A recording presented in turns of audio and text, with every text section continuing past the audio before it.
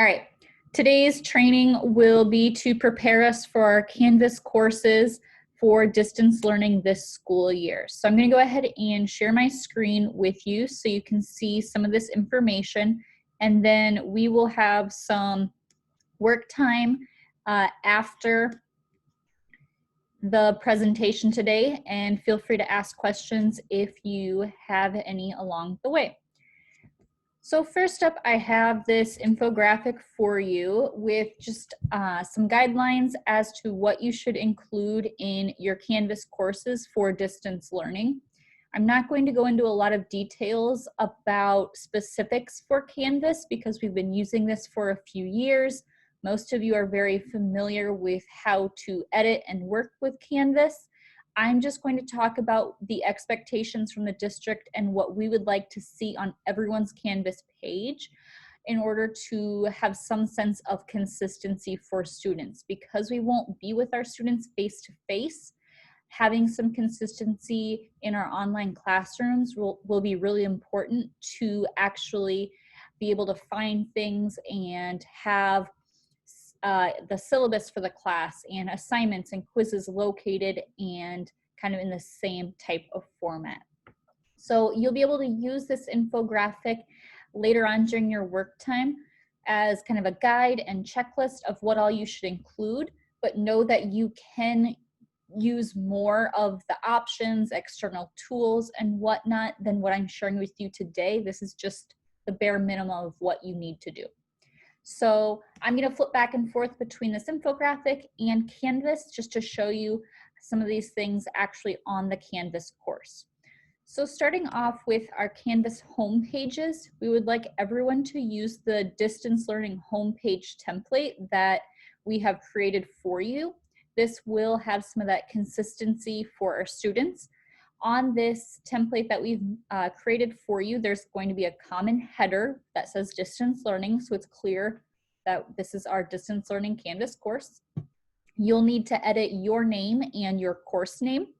Make sure you have your email and make sure that is linked so they can just click on it and send you an email if they have any questions.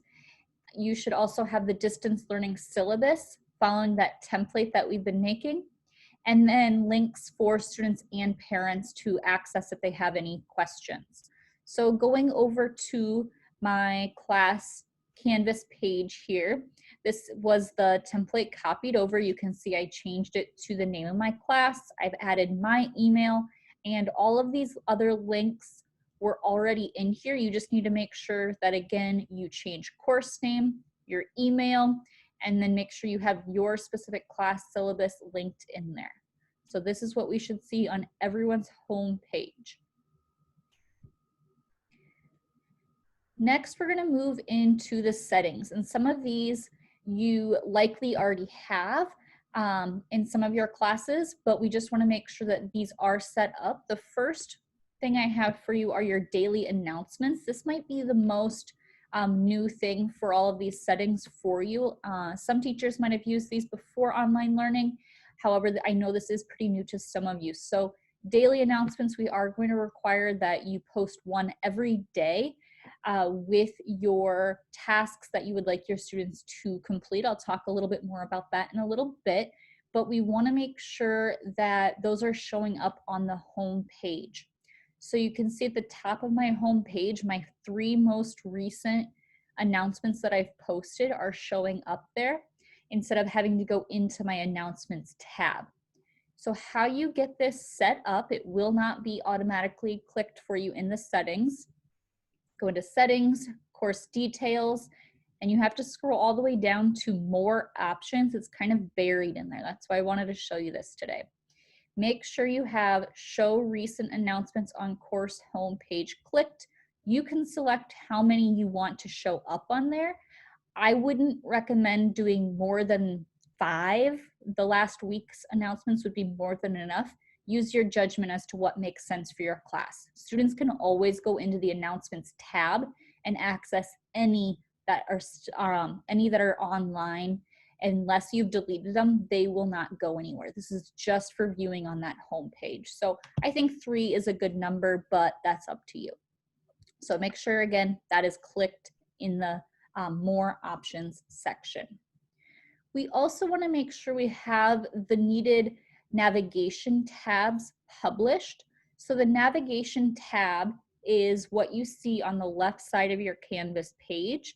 And you can see that some of these are not viewable, they're disabled. So students won't see those. I can click on them, but they will not be viewable by students.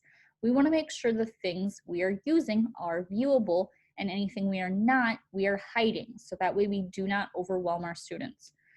So I can move things back and forth here. I'm under Settings, Navigation. I want to make sure I definitely have my announcements, modules, quizzes, assignments here. And let's say my assignments was hiding down here, it was disabled. I could drag it up and I can actually order these however I would like. So if I'm using modules more than maybe quizzes and assignments, I would want that higher up, and it's going to change the order over here when I hit save. So again, we just want to make sure we have the items we are using viewable, the others hidden. You can still access them as a teacher. We just don't want them overwhelming the students. We also want to make sure we have our sync turned on to Infinite Campus. So that way you do not have to go in and manually enter all of your grades into Infinite Campus. So making sure that you have this done is kind of a two-step process. The first step, going into monitoring and reporting on the navigation tab on the left there,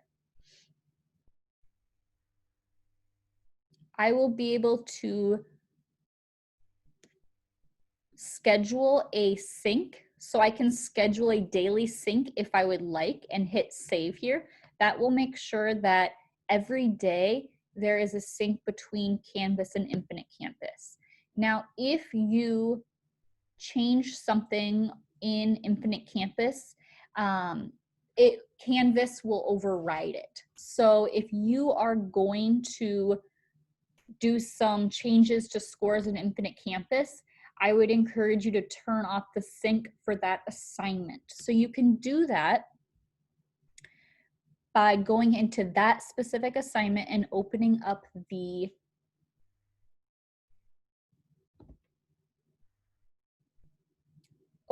assignment, editing it,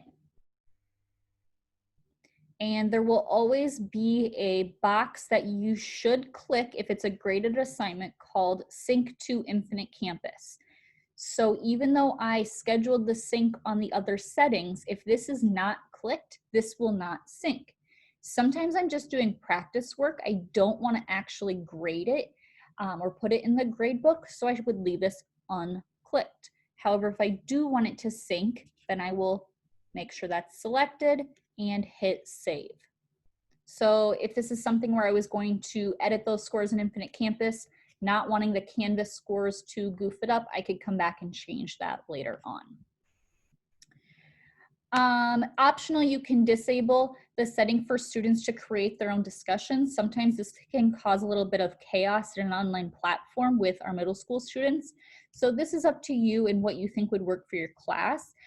They will be able to comment still on the discussions that you create. They just can't start their own posts and kind of talk about whatever. So up to you. That was under the settings tab as well. Using our Canvas calendar is where we want our students to kind of see their tasks that they need to be doing. So all work that is going to be graded should be showing up on the calendar. And this is pretty easy to do. You just have to make sure when you create this assignment, you have a due date. And as long as there's a due date in there, it will automatically pop up on the calendar. And I can show you what that looks like.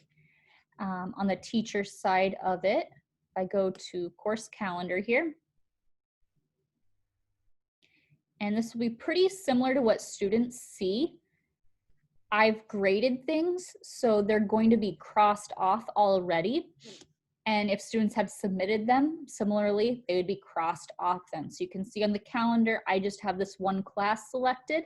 Students can do this as well, where they select all of their classes and they will pop up on their calendar so they can see all the different tasks that they have to do.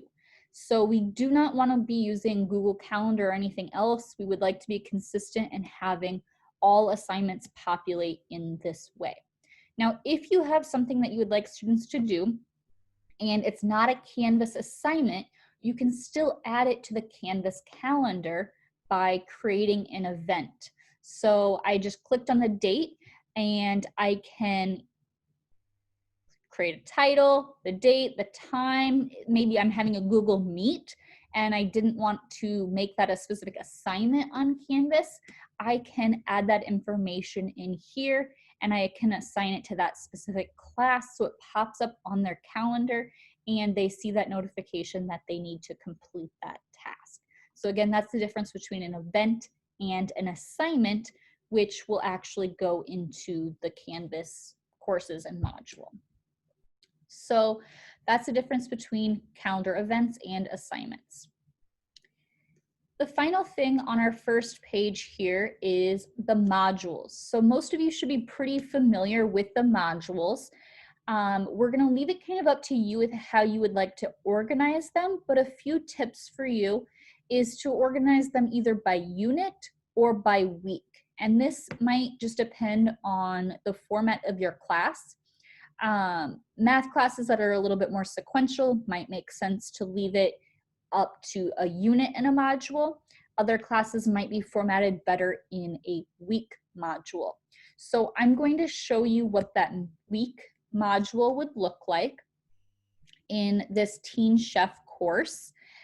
So I just titled my modules with the date and the topic.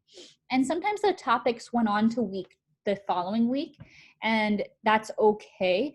I just published one module at a time. So we had Q3 wrap up and the date, and then everything under that module. So students could really see what they needed to complete in those 5 days. Again, if a different format makes sense to you, totally fine. It would make most sense if you organize these modules from the first things, what's to come first in the course, through the last things. So it's a little bit more in order. They should complete top to bottom. You can, in these modules, include many different files, links, pages, discussions, assignments, quizzes, and text headers. Try to really keep them organized. We don't want students having to jump all over the place. So you can see inside this module, I have it labeled with Monday, the topic, the date, and this is what they need to do on that one day, Tuesday. And even though some students can work ahead, it's organized well for them. It goes right in this order. It's easy for them to find things. And even having that header title on the module of what it's about, if students remember that information they need later on is in a roast video, they can probably find it in this module here. So having these simple text headers really helps organize it. Having different pages of to-do lists, assignments, and quizzes built in really keeps things organized. And I know that most of you have used these before. It's really just thinking about keeping them a little bit more organized than if we were in the classroom and we could actually show on the projector students where things are and whatnot. We need it to be really easy for them to find everything. Remember that you can also unpublish modules if they are no longer needed. So for example, in this class, after third quarter was over, I unpublished that third quarter wrap-up module. That first week, we started distance learning last semester, so students didn't need that during fourth quarter. So I unpublished it, and then they were not having a cluttered Canvas course. And then if there were future things to come, I can wait to publish those, or I can even go in and edit and schedule what day they are going to unlock. So I can kind of plan ahead a little bit, but not publish them too early and overwhelm the students. So as we finish up page 1 there, we're about halfway through. I just want to open it up. Are there any questions about those 4 areas? There are no questions at this time. Thanks. All right, so page 2, those announcements I was talking about before, I mentioned we do want you to post an announcement every day. This announcement should be the expected progress for the students that day. Remember, they can log in and work at any time during the day of distance learning. So we want to make sure they know exactly what they should be doing when they log on. If they maybe forgot to log on the day before, they can easily go back and see the previous day's post and what they need to catch up on. These announcements should also include upcoming due dates and any other information that is relevant. So remember, before, we can see those last few announcements on the home page. So I have the last 3, but I can also go in to the announcements part of navigation tab, and I can look back at all of the announcements I have, and students can do just the same. So it's really easy to create an announcement. I like to include the date, so it keeps it really organized, and if you want the topic as well, you can type whatever you would like, you can link things, you can format it, you can add images, and even embed a video if you would like to record an actual message for your students. One tip for your announcements page is to actually link in the pages or assignments that you're asking students to do. So that way, when they open up this announcement, they can see, oh, my first thing to do is this Flipgrid. I'm going to click that and complete it.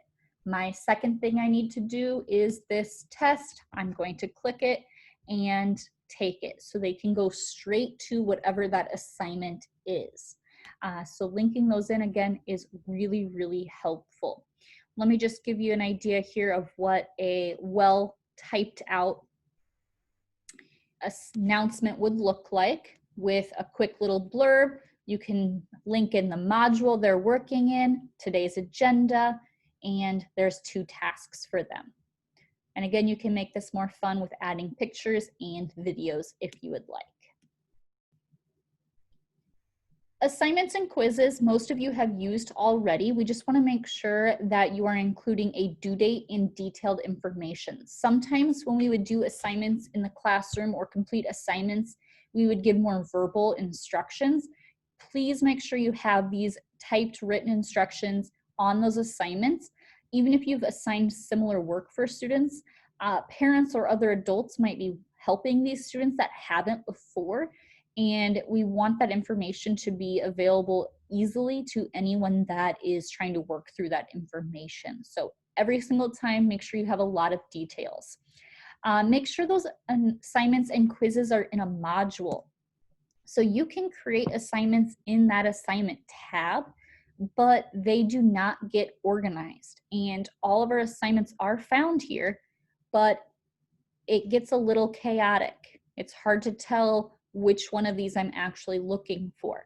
So if you organize them in the modules and have students work through that module in order, again, it keeps things a little bit easier to find as they are in the right topic of a module when a student's trying to look for them. Also, you can use a rubric for feedback in Canvas, and you can also provide various text, video, and verbal feedback. So in this assignment for a home cooking here, I created a rubric, and you can add in whatever criteria and points you would like, and it makes it really easy to grade. Show you what that looks like in the Speed Grader tab. Especially not being in the classroom, going to be really important to provide good feedback online so students can still continue growing and know what they missed so they can do better the next time. So for this student, I graded using this rubric over here. They can look back and see they missed 1 point for the cooking and 1 point for the recipe. And you can add much more detail than this depending on what you're creating the rubric for. You can also type comments. So I told him it looked delicious. If there was something specific or unique about his recipe that I was docking points, I could comment and tell him that. Or I could even attach maybe a good example of what this work would have looked like. I can record a video or attach a pre-recorded video and even do a voice to text feedback option here. So lots of different ways I can provide feedback right in SpeedGrader pretty quickly. Final checklist for everyone. As you're editing Canvas, you should check these things. Make sure your module is published. So as I look through this, a quick and easy way to know if something is published is if there is a green check mark. So green check mark is published. Now, just because the module is published, I might have one thing unpublished inside it. So whatever work you're asking students to complete, just double check that you've published. Remember, you can set the dates to unlock on a certain day, but it happens a lot of times that we'll assign things and they're actually not available for a student. So to avoid that headache and a bunch of emails from students, double check that. Make sure your Google Docs are shared. Anyone with the link can view.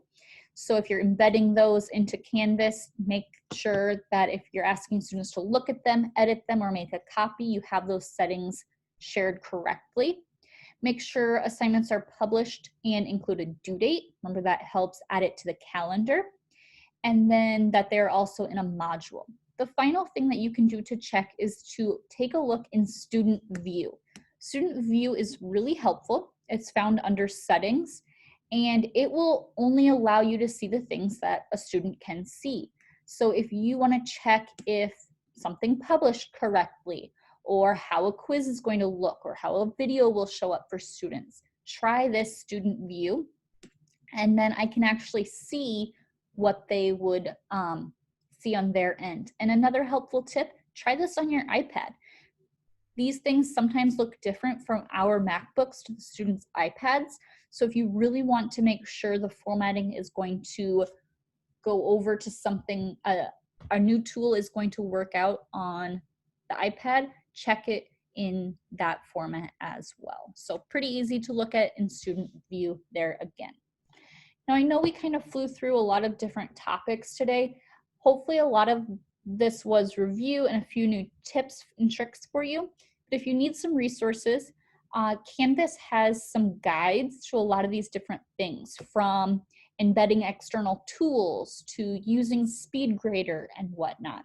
We also have some different tips and tricks on the Shakopee Tech Tools website, as well as some video demos that can help you out. You could also fill out a help desk ticket if you would like some additional support, maybe one-on-one.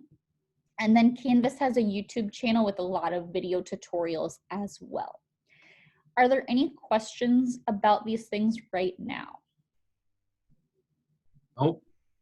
Okay, so I'm going to give you about 30 minutes to work on beginning to set up your Canvas courses, and I'll be around to assist as needed. And then again, as you go off and plan your classes for this next semester, if you need any help, please reach out or use some of these resources available. Thanks.